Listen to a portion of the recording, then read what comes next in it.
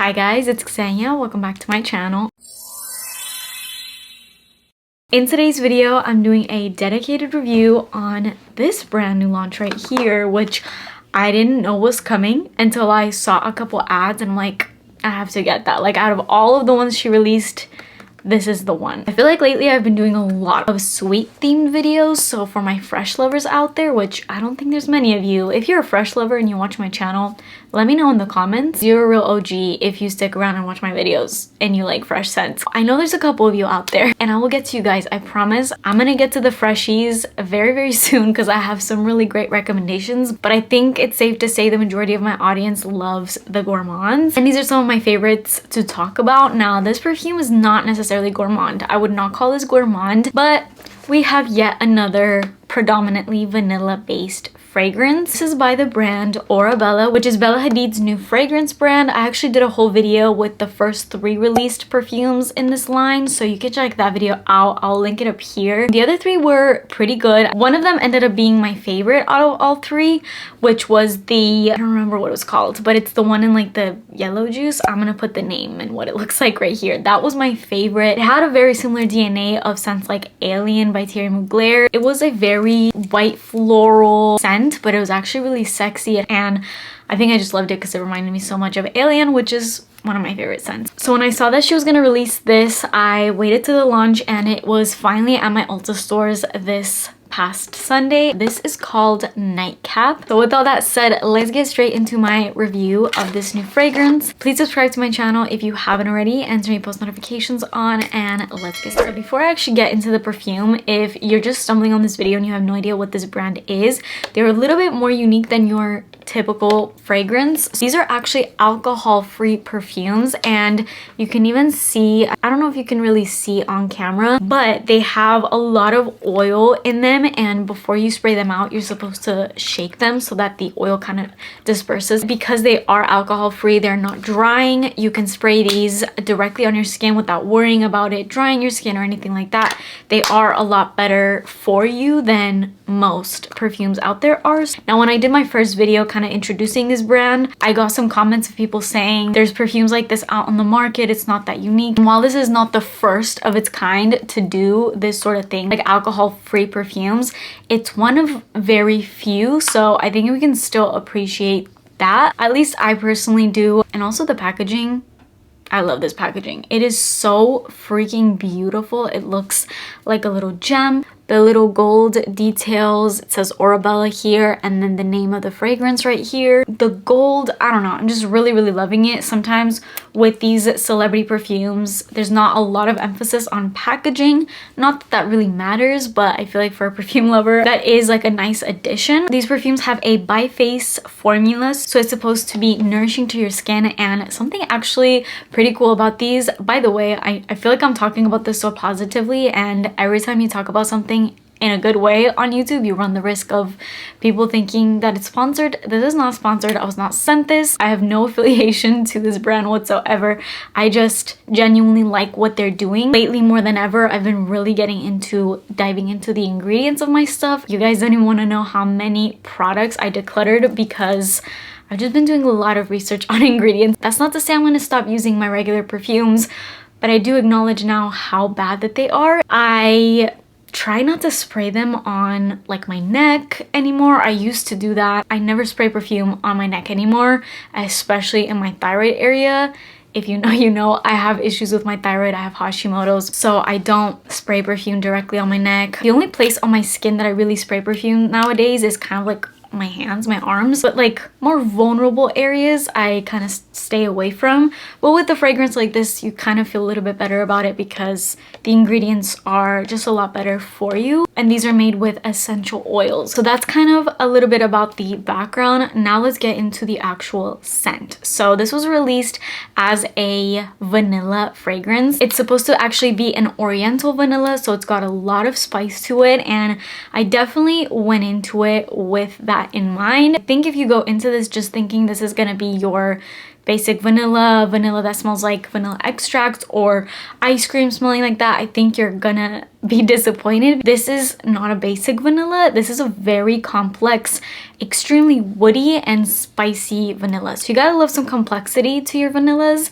to kind of like this perfume. Straight out the bottle though, not gonna lie, it kind of reminds me of Eilish by Billie Eilish, and if you've been following me, you know I'm obsessed with that scent, but that's not what this smells like when you actually spray it. When you actually spray this perfume, oh, drop the cap, you get hit with a lot of spice right off the bat. This has ginger in it, and I smell that right away, especially when you spray it out, which makes sense because the ginger, cardamom, and guaiac wood is all in the top notes, and that's exactly what you smell at the top. You do get a little hint of vanilla, but initially when you first spray it out, it is sort of outweighed by all those woodsy, more spicy notes. Now, as this settles, you get more of that rich, creamy vanilla, which is why I love this so much. In the middle, you get vanilla and labdanum, and in the base notes, you have sandalwood and patchouli. So this is a pretty earthy vanilla. You can definitely tell that this fragrance was made with essential oils. It just has more of a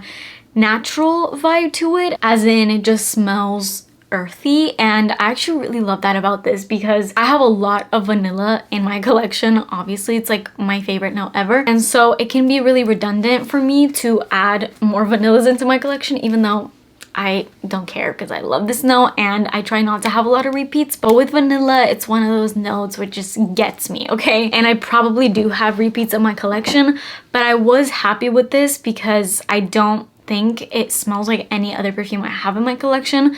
Like I said, when you kind of smell it out the bottle, kind of reminds me of Eilish by Billie Eilish, which is another spicy vanilla, but that scent is a little bit more creamy. It's a little bit more almost like tonic. That scent is also a little bit spicy, but this is a lot spicier, and it's also a lot woodier. Now on Fragrantica, when I went to go search this to kind of get a feel, and I saw that this perfume reminds me of category, I was even more excited to go out and smell this because I recognize a lot of perfumes that I've been really loving in that list, one of them being the Liam fragrance by Lattafa, which itself is supposed to be a dupe of Gris Chanel by BDK.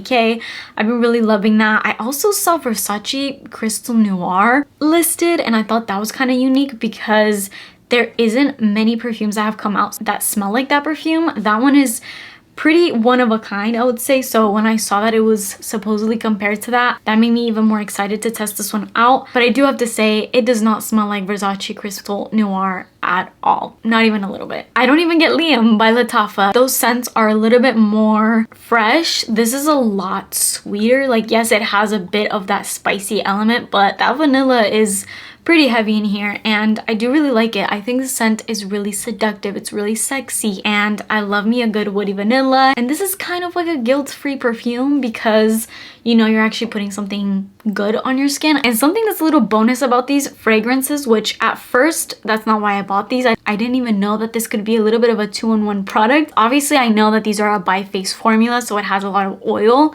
but when you actually spray it on your skin, it leaves a bit of, I don't want to say a film because that sounds kind of bad, but you can actually, it's a perfume that you can actually touch. Because with most fragrances, obviously a lot of people will tell you to not rub or dab or anything like that. Just let the perfume dry on its own. When you do this, you're on the risk of destroying the top notes and you just kind of distort the notes. With these perfumes, you can do that. And not only can you do that, but it doubles as a bit of an oil. So it's actually really nice with these fragrances to put them on your décolletage area if you're wearing, obviously I'm wearing a long sleeve shirt right now, but if I wasn't, I would put this all over my chest and you can kind of rub it in like you would a lotion or an oil, and it leaves behind this beautiful glow. You can just tell how hydrating it is. Like, I put that in the back of my hand and it feels like I just put a moisturizer on without feeling sticky or oily. So the formula I love. I'm excited to see what more they come out with. I know there's been a lot of mixed reviews with